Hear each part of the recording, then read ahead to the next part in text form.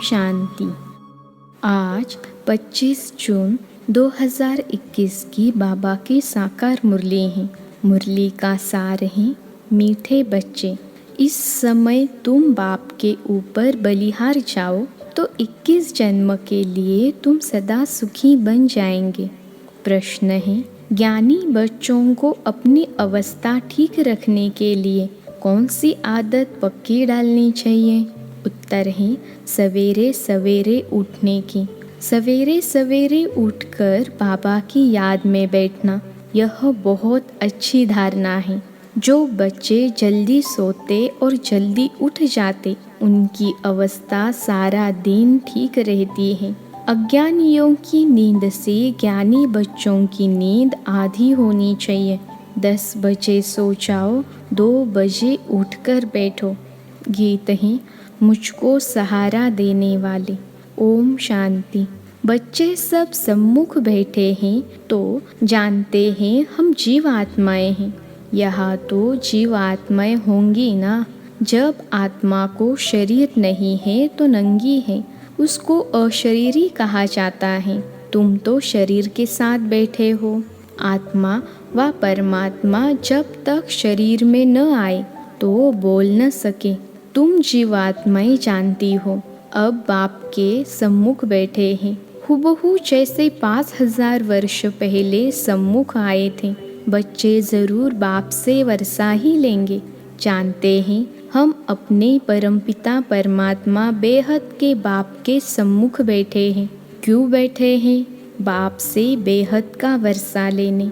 जैसे स्कूल में समझते हैं हम टीचर द्वारा इंजीनियरी बैरिस्टरी सीखते हैं, यह एम ऑब्जेक्ट रहती है। तुम बच्चे समझते हो परमपिता परमात्मा हमको ब्रह्मा के तन से बैठ राजयोग सिखलाते हैं। भगवान उवाच, यह तो बच्चों को समझाया है कि भगवान निराकार को कहा जाता है।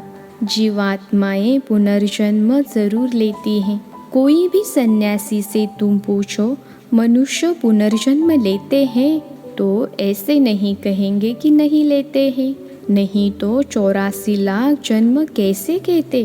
पूछो तुम पुनर्जन्म को मानते हो? यह तो बरोबर है। आत्मा संस्कार अनुसार एक शरीर छोड़ फिर दूसरा लेती है। ऐसे कोई मनुष्य 84 जन्म लेते हैं। 84 लाख जन्म की तो बात ही नहीं। पहला जन्म जरूर बहुत अच्छा सतोप्रधान होगा, लास्ट चीची तमोप्रधान होगा। 16 कला से फिर 14 कला, 12 कला होती जाएगी। पुनर्जन्म जरूर लेते हैं। पूछना चाहिए, अच्छा परमपिता परमात्मा पुनर्जन्म लेते हैं व पुनर्जन्म रहित है? देखो यह पॉइंट बहुत सूक्ष्म है। अगर कहेंगे जन्म मरण रहित हैं तो फिर शिव जयंती सिद्ध नहीं होती। कहेंगे शिव जयंती तो मनाई जाती है, समझाया जाता है, हाँ शिव जयंती है, परंतु जन्म के साथ फिर मरना जिसे कहा जाता है वह नहीं है। अगर मरे तो फिर पुनर्जन्म ले। बाप कभी पुनर्जन्म नहीं लेते, वह इस तन में एक ही बार आते हैं, बस फिर पुनर्जन्म में नहीं आते। परमपिता परमात्मा पुनर्जन्म रहित हैं। वह कभी सतो प्रधान से तमो प्रधान नहीं बनते हैं। आत्माएं तो सब जन्म मरण में आते आते पतित बन जाती हैं। फिर बाप आते हैं पावन बनाने।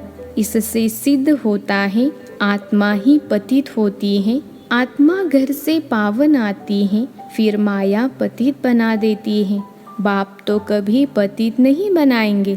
बाप कभी भी बच्चों को गंदी मत नहीं दे सकते।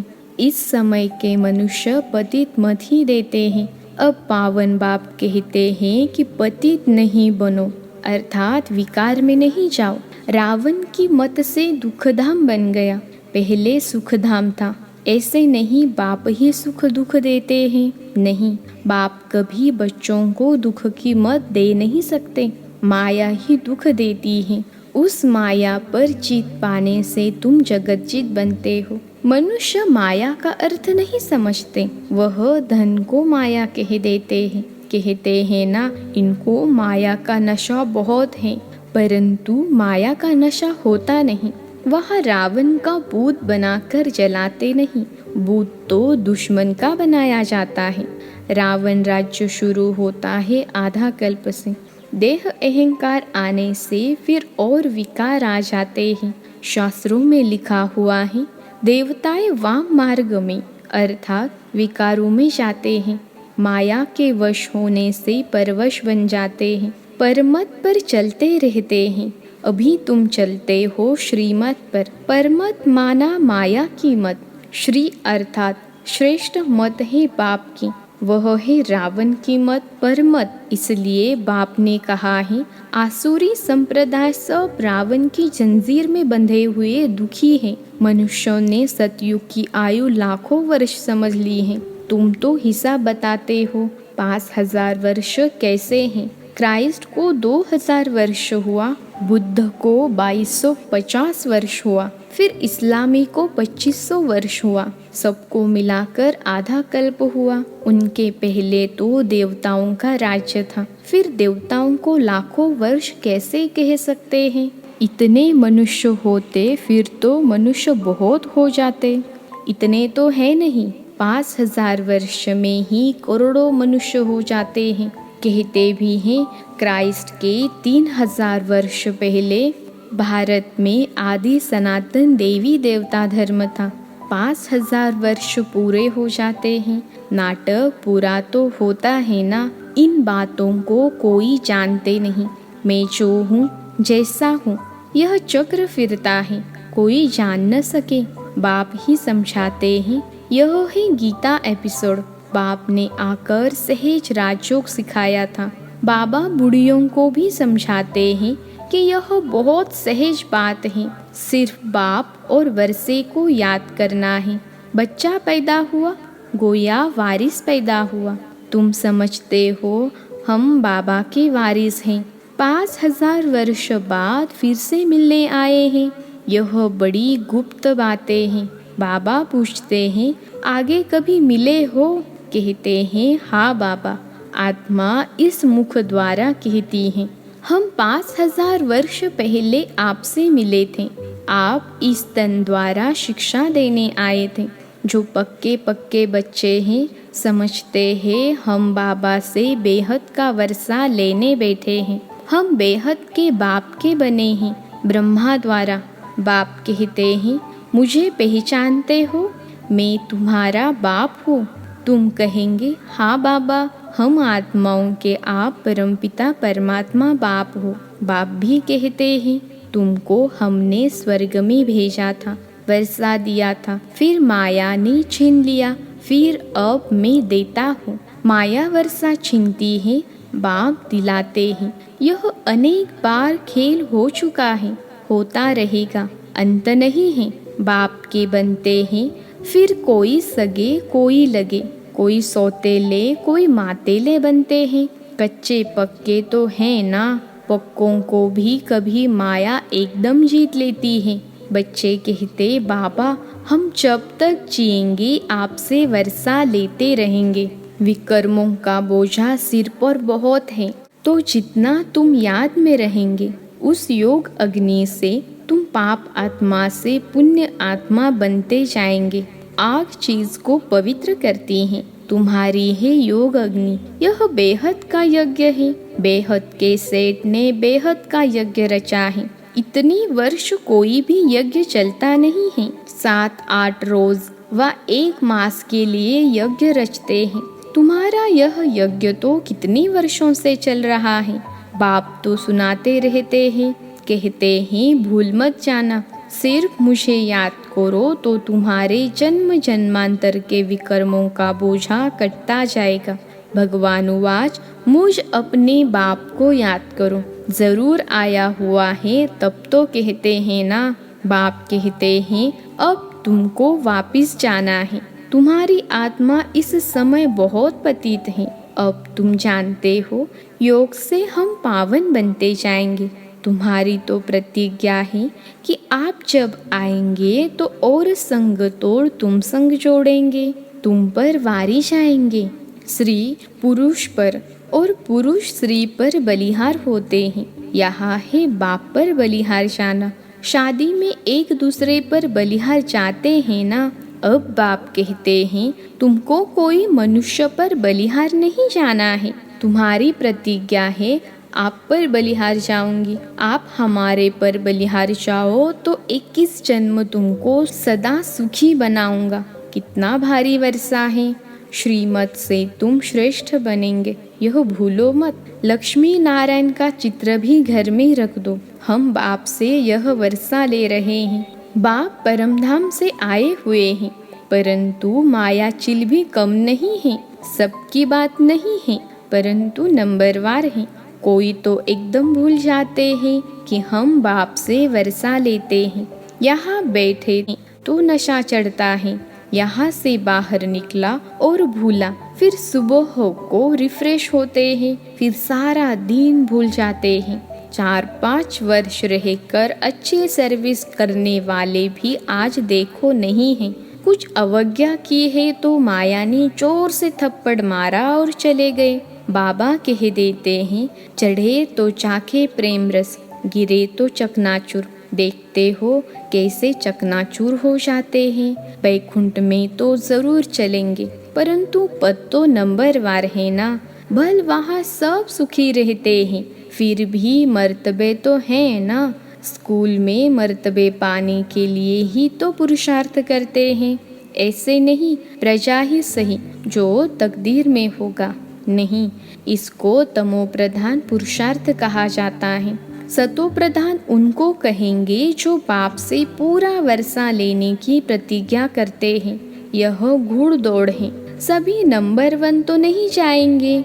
यह ह्यूमन रेस है। तुम चाहते हो हम जल्दी शिव बाबा के गले में पिरो जाए तो उनको याद करना पड़े। सारा मदार याद पर है। माया विघ्न ऐसा डालती है जो एकदम रेस से निकाल देती है। तुम्हारी ह्यूमन रेस है। आत्मा कहती है हम बहुत दुखी हुए हैं, शरीर लेते लेते बहुत तंग हुए हैं।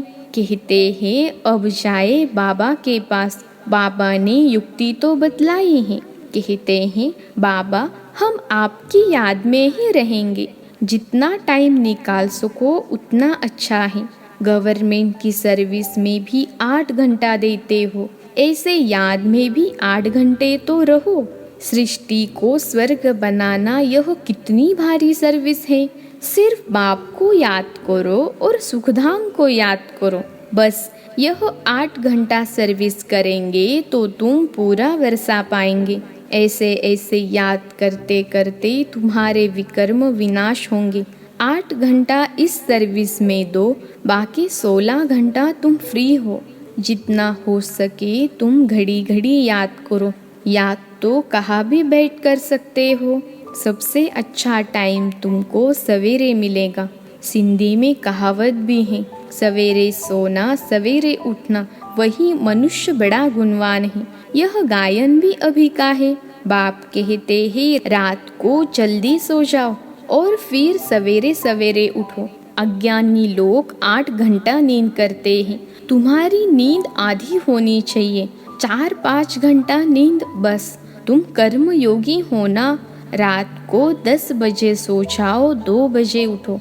शिव बाबा को याद करने से तुम्हारी कमाई बहुत है। तुमको हेल्थ वेल्थ दोनों ही मिलेगी। अच्छा 2 बजे नहीं तो 3 बजे उठो, 4 बजे उठो। फर्स्ट क्लास समय वह है, शांति रहती है, सब अशरीरी बन जाते हैं। उस समय सन्नाटा बहुत होता है। अमृत वेले की याद अच्छा असर करती है।